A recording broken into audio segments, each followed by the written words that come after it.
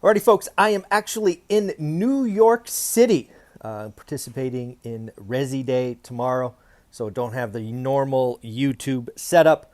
But because we do the daily financial news 5 days a week, I'm going to record it early and then go check out New York City. So what do I got on the agenda today? It is Thursday, so you know that means we need to talk about the weekly unemployment numbers, and they came in at slightly better than expected. Yes, folks, last week, just as you remember, they were 216.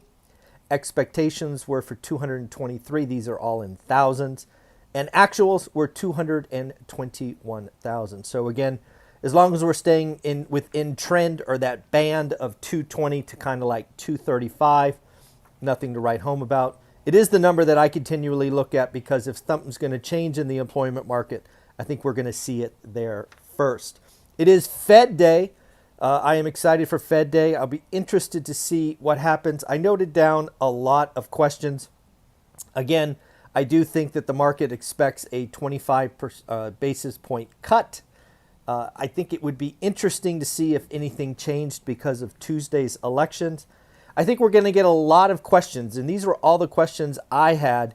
We'll see if the reporters had the same questions for Jerome Powell when he is in front of the microphone for the press release. I guess the first question I would have is, hey, does President-elect Trump change anything in the Fed's mind? Again, I think he's not going to answer that question. I think he's going to hem and haw. But you have to imagine that the Trump victory did change something, and I'm curious if the Fed had any of those discussions. I will be particularly interested in what is called the Fed minutes, because I don't think Jerome Powell is going to answer that question, let's be frank. But the Fed minutes, I think, will have a summary of did they talk about the election at all. And you have to imagine they did, so it will be interesting. Next, specifically, I'll be interested to see if the Fed raises what is called the neutral rate. Heading into the election, I think 17 out of 18 Fed presidents were saying the neutral rate was somewhere between 3 and 3.5. Michelle Bowman being the lone dissenter, thinking it's closer to 4. I'm curious if more of the Fed presidents are raising their expectation, and maybe the neutral rate is 4. That's important because if the neutral rate is higher, we are going to get less cuts. It is also potential not only that we're going to get less cuts, but they will be slower cuts, meaning maybe there's one every other meeting or something of that nature. So that's question number 2. I'm going to be curious, do they talk about a second wave of inflation? Talk about lower tax receipts, higher deficits, trade policies. Again, now that the election is over, it is relevant for the Fed to talk about a new set of policies, a new set of issues that undoubtedly will impact what the Fed is talking about and thinking about. And then lastly, are they thinking about maybe being less aggressive with rate cuts or more aggressive with rate cuts? Yesterday, I put out a video with Convoy Home Loans just taking a crazy idea that maybe, just maybe, the Fed wants to accelerate getting to neutral so that they are at a lower bound or at neutral and have more flexibility. That's what or at least I postulated yesterday as a possibility. It's highly unlikely that a Tuesday's elections, push the Fed, but it was an interesting brain teaser for me to think about why the Fed might be interested in that. But again, is the Fed going to be more aggressive or is the Fed going to be less aggressive, right? These are all important things. Why? Because as you've seen, the 10-year note, which again is a proxy plus spread to mortgage rates, has simply taken off. The mortgage rate, I believe I wrote it down, was 4.43. Yes, 4.43. I think on Tuesday morning it was like, what was it, 4.14, 4.15, something like that. So again, a pretty healthy move in the 10-year, likewise healthy move in mortgage rates. Next up on mortgage rates, I'm going to be watching over the next 4 weeks. Does the spread grow? Remember last year the spread was over 300 basis points. The traditional average again is 180 basis points. Today we're sitting at about 80 basis points. So we can still come in, or we could grow, right? Are mortgage rates at 7 today for homeowners? Yes. Could they be 8% if banks get nervous? Yeah, of course they could.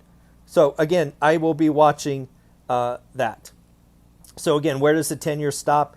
Is 4.5 kind of the natural limit? We're going to see. I do want to talk about the housing market. It is very clear to me that the buyer's market that we called, what did we call that? 8 weeks ago, 10 weeks ago, is in still force. I think the buyer's market is actually getting better. You have to remember that some people have to sell, and some people have to sell by the end of the year. Yes, there are tax consequences. There are just motivations to disposition property. So again, if you are an investor, investors and cash buyers are really the only people that are shopping today. So if you happen to be one of those people, please take advantage of the environment. Buyers markets do not come around long. They do not last long. But again, when they do, it is your job to get the best deal possible. So again, these buyers markets are important. Something I want to do occasionally is I want to bring to you a question that I get from school, right? School community, one rental at a time. It is growing, growing, growing. In fact, we got 2 new school members yesterday, Samina and Jason. Thank you for joining the school community. Welcome. Make sure you introduce yourself, ask questions, get to level 2, level 3, lots of valuable free goodies unlock when you get to those levels. But get to the question. This is from Warren. Warren is asking, hey, Michael, when you and Olivia got started in Fresno, how did you manage contractors? Were you nervous? You're 3 hours away. Warren is basically saying, hey, I'm nervous. I don't know what to do. So first and foremost, the answer is yes. Of course we were. A lot of people, when they think out of area or out of state investing, Warren, they kind of lock into what's called the core 4. The core 4, it often called your real estate agent, your mortgage broker, your contractor, and your property manager. I do think the core 4 is important, but like a lot of simple things that I see in the real estate education space, to me, it does not start with the core 4. I think the core 4 actually could do you dirty. The core 4, all of them, all of the core 4 are paid by you. What I strongly recommend, and this is why, one of the reasons to join school, Warren, is I strongly recommend you find other investors that are already successful in your market. The reason you need that is you need a set of people that you have relationships with that you're not paying. You need to be able to ask a friend, hey, could you do a drive-by for me? Just, 10 minutes out of your way, take a couple of pictures, maybe a video. I think so-and-so did me dirty, or so-and-so is asking for money. I want somebody to verify. So again, when you are thinking out of state or out of area, I would frankly not worry about the core 4 until I met 3, 5, 8, 10 other investors who are successful. And by successful, I don't mean have hundreds of units. I mean investors that have 1, 3, 5. You want to ask questions. You want to be of value. You want to give back and reciprocate. You just need to build the network. One of the 7 rules of ORET is you need to meet 2 new people a week. And if I was going into a new market, I would not worry about the core 4 until I met other investors. So Warren, hopefully that made sense. I hope you appreciate that, folks. Again, the core 4 is important, but it doesn't start there for me. Please grow your network of people you are not paying, whether that's family, college friends, relationships on the internet, whatever it is. Again, do the work, network, grow. And again, be a good person. Be a good person. Looks like Resi Club. Shout out Lance Lambert, again, host of Resi Day tomorrow. So glad to be in New York and participating in the first one. Thank you for the opportunity. He got some information from CoreLogic's chief economist, Selma Hepp. Selma Hepp is saying, what might the President-elect Trump, is that how you say it? I think that's how you say it. What might his election be for housing? What might be the impact? Again, Selma Hepp, chief economist at CoreLogic, saying maybe we will get some rezoning of federal land. I think that's an interesting concept. I believe both parties talked about that. Again, if we can get some land rezone, focus on entry-level housing, it could be a way to create some affordable units. Thinking about there will undoubtedly be some tax cuts. Will that be helpful? Will there be home buyer tax credits? Maybe. Will there be some down payment assistance? Maybe. Again, folks, my hope is we focus on supply, not goosing demand. Anything that sort of generates a wave of sudden demand into a very inelastic supply is a problem, in my opinion. So, folks, we got to think about a lot of things. Again, a lot of things that I am thinking about this morning as I look at 2025 and 2026. One, will inflation come back? There is without question a possibility that we have a wave of inflation. There are a lot of things that could bring that. Could it be tariffs, reshoring, wages? There are lots of things that you and I will need to be paying attention to. Taxes. Where are lower taxes coming? Is it going to help the everyday American? What will the lower taxes incentivize? One of the things that I believe about the tax code is it's not a penalty system, it's a reward system. So what are we looking to do? Are we looking to build, grow, start companies? What will any tax changes be? 3, deficits. I am one that believes deficits matter. And I believe that deficits will eventually really matter. I do not know when that is, but it certainly feels closer than it was a few years ago. So again, I think printing or a $2 trillion deficit every year is a problem. And I think it will be a problem sooner than maybe a lot of people think. Number 4, smaller government. What might a smaller government be? What might it look like? Again, we have heard things like Kennedy is going to go in and gut FDA and all of these other things. Again, I'm not here to say that's good or bad. I'm just saying what happens.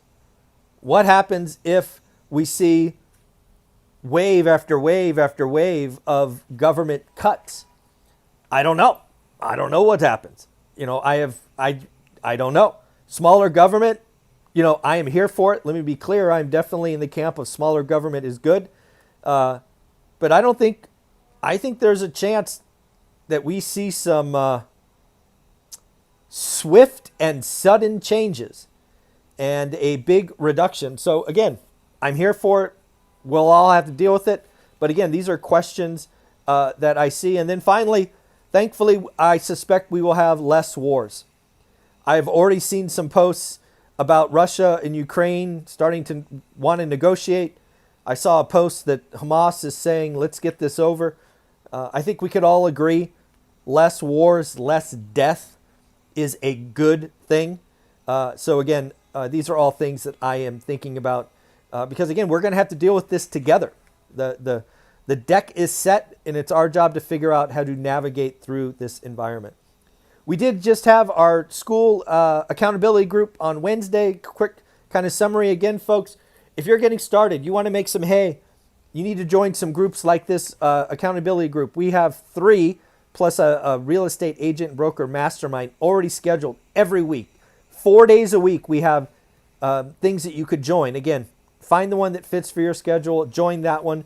Wednesday summary, they talked about negotiations. Specifically negotiations around seller financing.